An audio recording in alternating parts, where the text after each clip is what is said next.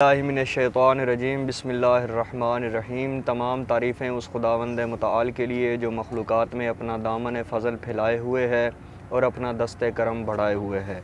मेरे मोहतरम नाज़रीन, अस्सलामु अलैकुम वरहमतुल्लाहि वबरकातुहू। मैं हूँ आपका होस्ट अली रज़ा अस्करी और आप देख रहे हैं पयाम रमज़ान। खुदावंद मुतआल का लाख लाख शुक्र है कि उसने हमें रहमतों, बरकतों और सआदतों को समेटने के लिए माह मुबारक रमज़ान का तोहफ़ा अता किया।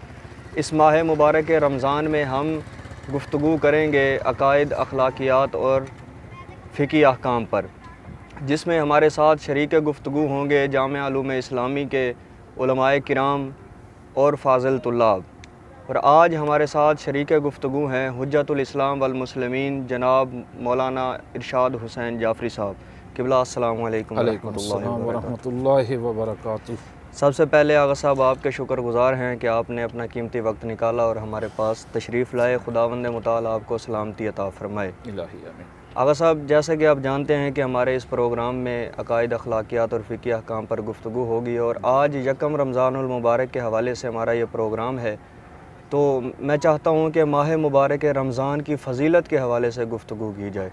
अऊज़ु बिल्लाहि मिनश्शैतानिर्रजीम बिस्मिल्लाहिर्रहमानिर्रहीम अल्हम्दुलिल्लाहि रब्बिल आलमीन वस्सलातु वस्सलामु अला रसूलिहिल करीम व आलिहि तय्यबीन अत्ताहिरीन अल-मासूमीन अम्मा बाद फ़क़द क़ाला अल्लाहु तबारक व तआला फ़ी मुहकम किताबिहि व मुत्क़न किताबिहि बिस्मिल्लाहिर्रहमानिर्रहीम शहरु रमज़ानल्लज़ी उन्ज़िला फ़ीहिल क़ुरआन हुदल लिन्नासि व बय्यिनातिम मिनल हुदा।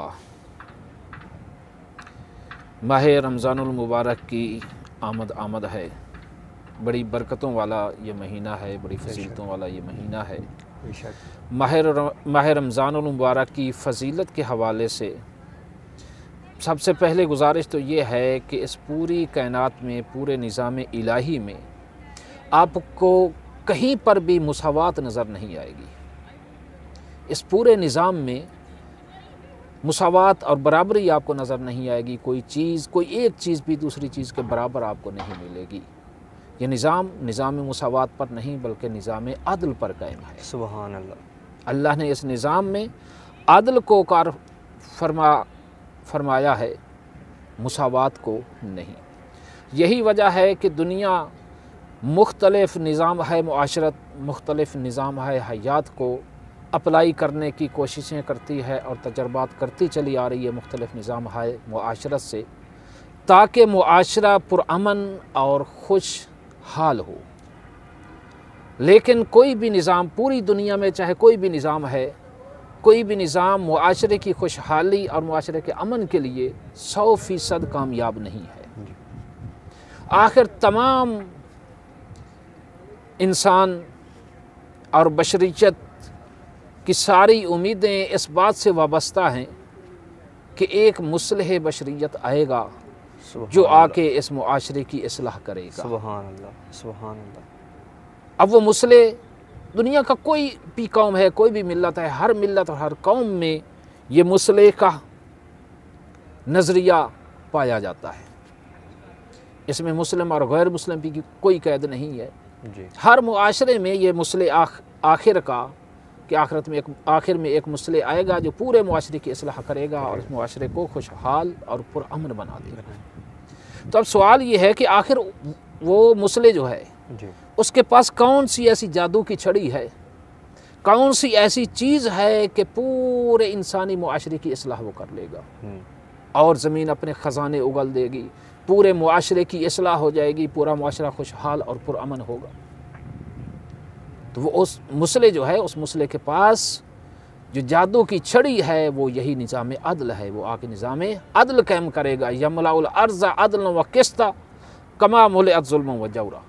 सुभान अल्लाह। कि वो इस ज़मीन में निज़ाम अदल कायम करेगा जिससे पूरा मुआशरा खुशहाल और पुरअमन हो जाए। सुभान अल्लाह। लिहाजा इस निज़ाम में मुसावात नहीं है बल्कि अदल है। ये मुसावात पर निज़ाम कायम नहीं है कायनात का निज़ाम, बल्कि निज़ाम अदल पर कायम है।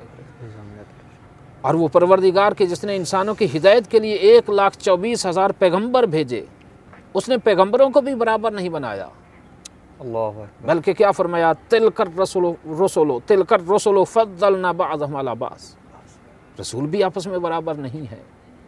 دنیا میں کوئی چیز آپ کو دوسری کے برابر نظر نہیں آئے گی، کہیں پر آپ کو مساوات اور برابری نظر نہیں آئے گی۔ ہاں اگر احکام، حقوق اور فرائض میں کہیں پر آپ کو برابری نظر آتی بھی ہے تو وہ بھی عدل کی بنیاد پر۔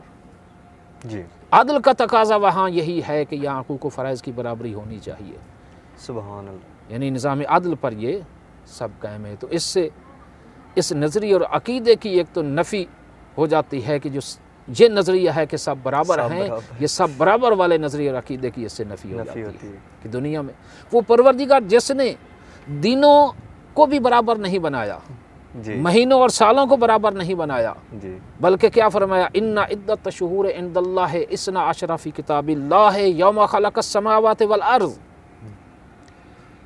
کہ اللہ کی کتاب میں، اللہ کے علم اور اس کتاب تکوین میں اللہ کے نزدیک سال کے مہینے 12 ہیں، مہینوں کی تعداد 12 ہیں۔ جب سے زمین و آسمان کی خلقت ہوئی ہے تب سے کتاب تکوین اور اللہ کے علم میں مہینوں کی تعداد 12 ہیں۔ منہا اربعۃ حرم، ان 12 مہینوں میں 4 حرمت والے مہینے ہیں۔ سبحان اللہ۔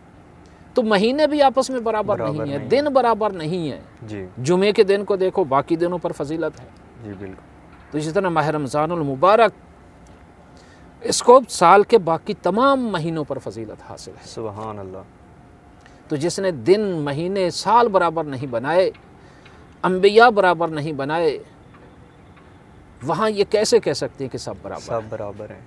سبحان اللہ۔ تو پروردگار نے ماہ رمضان المبارک کو خاص فضیلت عطا فرمائی ہے، اور ماہ رمضان المبارک کی سب سے پہلی فضیلت تو یہی ہے کہ پورے 12 مہینوں میں سے واحد مہینہ ہے ماہ رمضان المبارک کا، جس کا قرآن میں باقاعدہ نام کے ساتھ ذکر ہوا ہے، شہر رمضان الذی انزل فیہ۔ سبحان اللہ، سبحان اللہ۔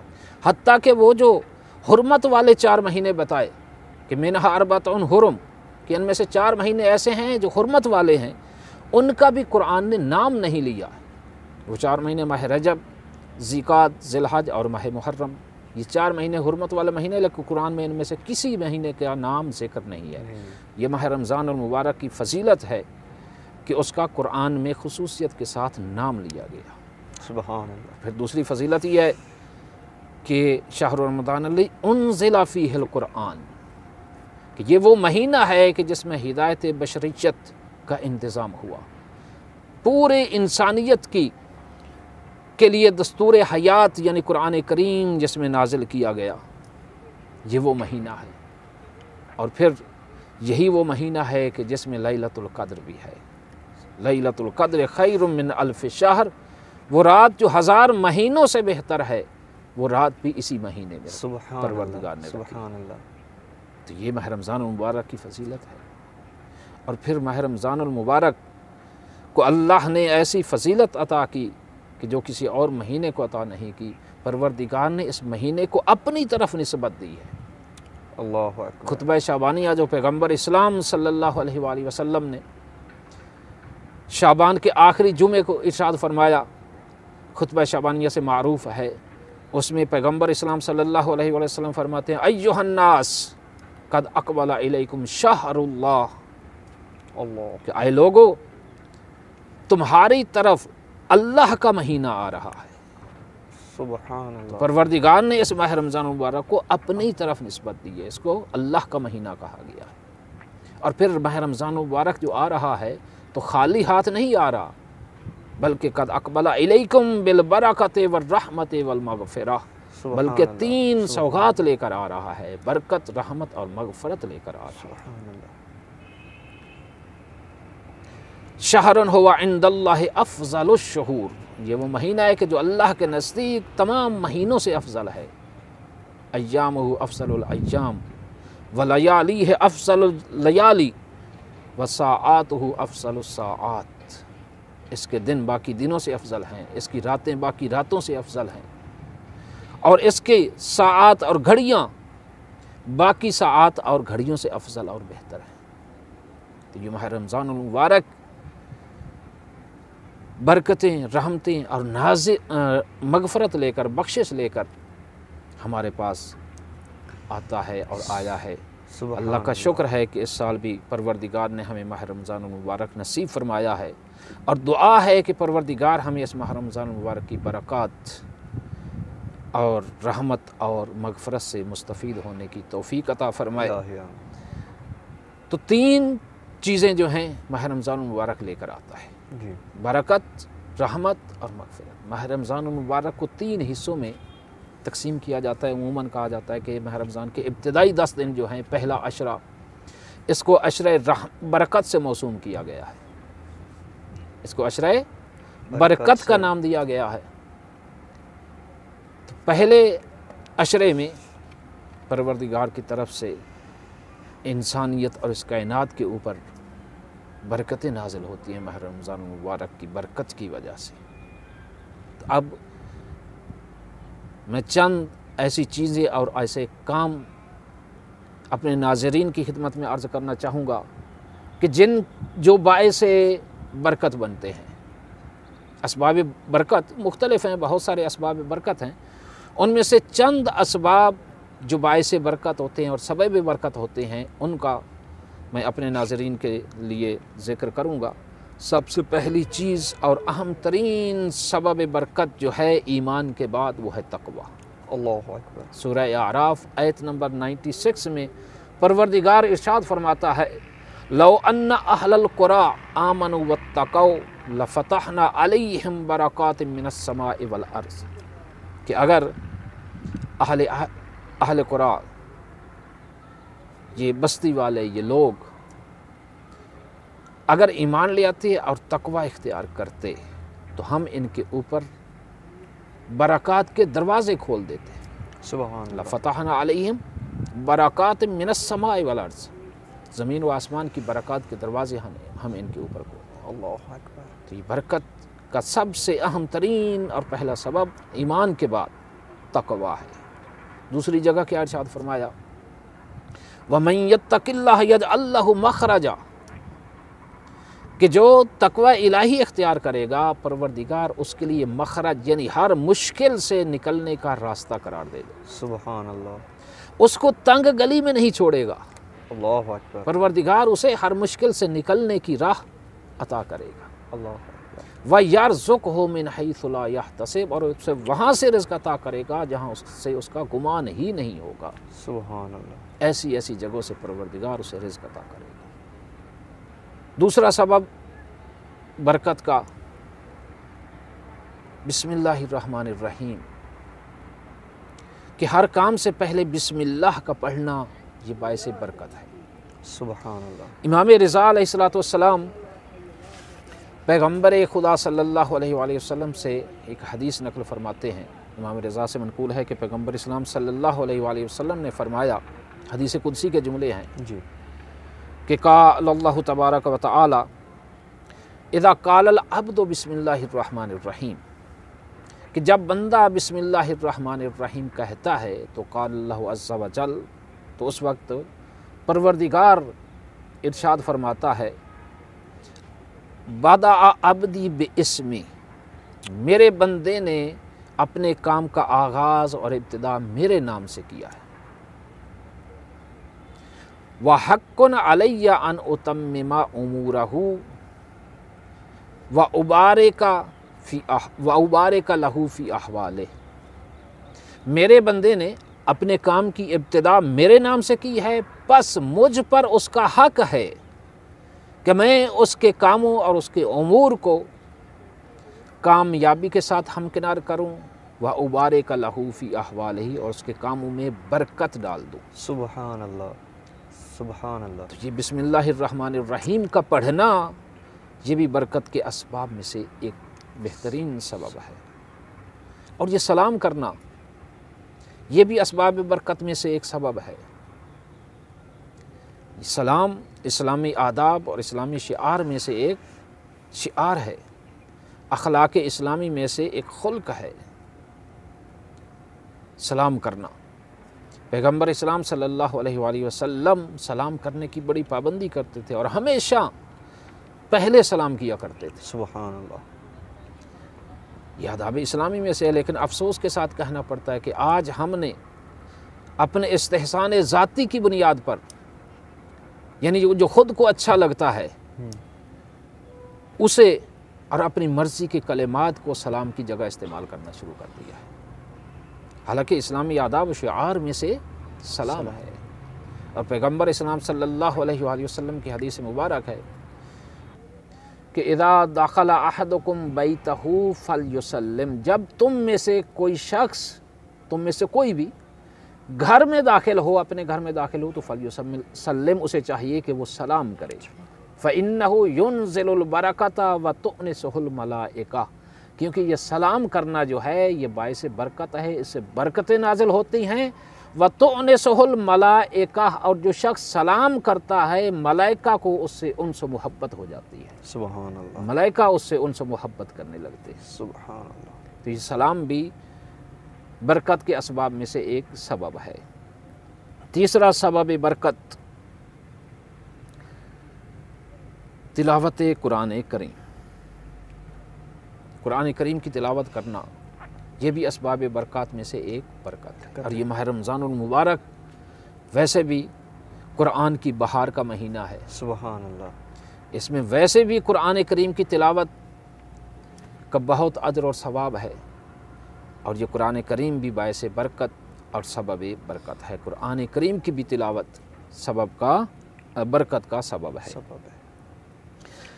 پیغمبر اسلام صلی اللہ علیہ وآلہ وسلم فرماتے ہیں اجعلوا لبیوتکم نصیبا من القرآن اذا قرئ فیہ القرآن تیسر علی اہلہ وکثر خیرہ، کہ اپنے گھروں میں قرآن کا ایک حصہ قرار دو، اپنے گھروں میں قرآن کا ایک حصہ قرار دو۔